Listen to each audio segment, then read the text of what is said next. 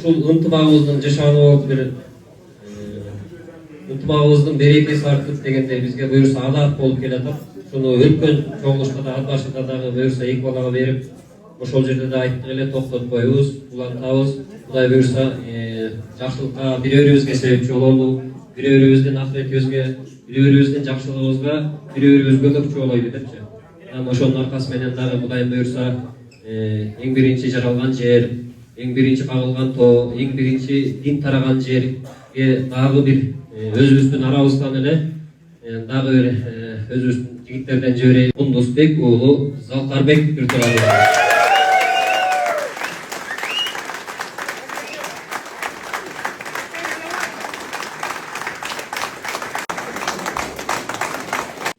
Ал жигиттердин сапарына дагы баягы куйрулаш болуп, сооп эле ишип калам дегендер болсо, баарыңарга эшик ачык, Амирсат менен байланыша бересиңер.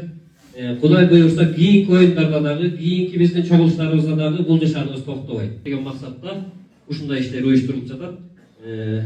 Эми узунбай барган сапар байсалдуу болсун, Аллах Таала кабыл кылсын.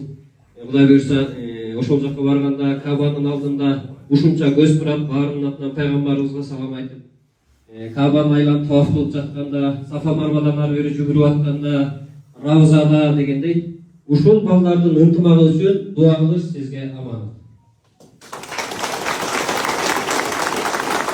Баарыбыздарга умра сапарына чыгышка Алла насип кылган болсун.